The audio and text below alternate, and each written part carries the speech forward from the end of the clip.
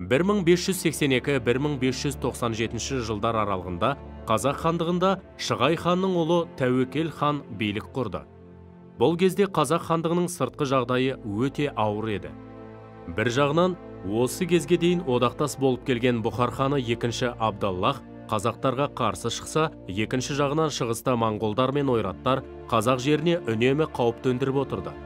Тәуекел хан өз билігін өзбек билеушілерімен ұзақ күресте нығайта білді. 1582 жылы Ташкент аймағының билеушісі Баба Сұлтан бастаған қарсыластарын талқандады. Тәуекел ханның алдында тұрған саяси мәселелердің ең ауыры Бұхар хандығының билеушісі 2-ші Абдаллахпен күреседі.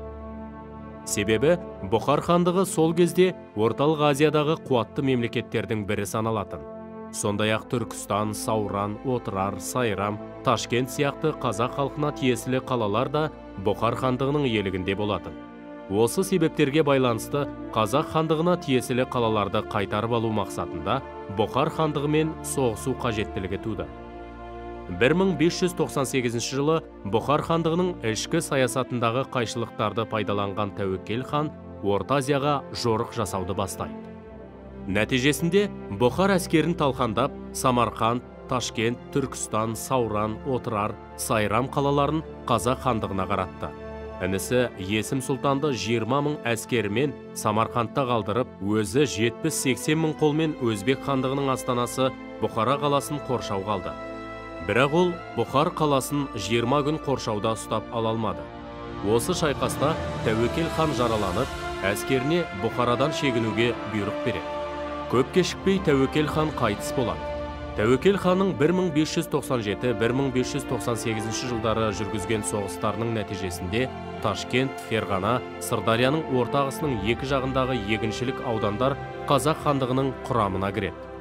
Қазақ ордасы кейіннен Ферғананы қайтарып бергенімен, Ташкент 200 жыл бойы қазақтардың иелігінде болды. Тәуекел тұсындағы айтулы оқиғаның бірі 1594 жылы Мәскеуге Құлмұхамед бастаған тұңғыш қазақ елшілігінің жіберілуі болды. Елшіліктің мақсаты Тәуекел ханның тұтқындағы жиені Ораз Мұхамедті елге қайтару және Бұхар ханы Абдаллахқа қарсы күресте Мәскеудің қолдауын өтіну. Орыс мемлекеті де өз шарттарын қойды. Олар мынадай еді. Біріншіден, Тәуекел Ораз Мұхамедтің орнына өз ұлы Үсейінді аманатқа жіберуі тиіс. Екіншіден, орыс патшасының бұйрығымен көшімге қарсы соғысуы міндет.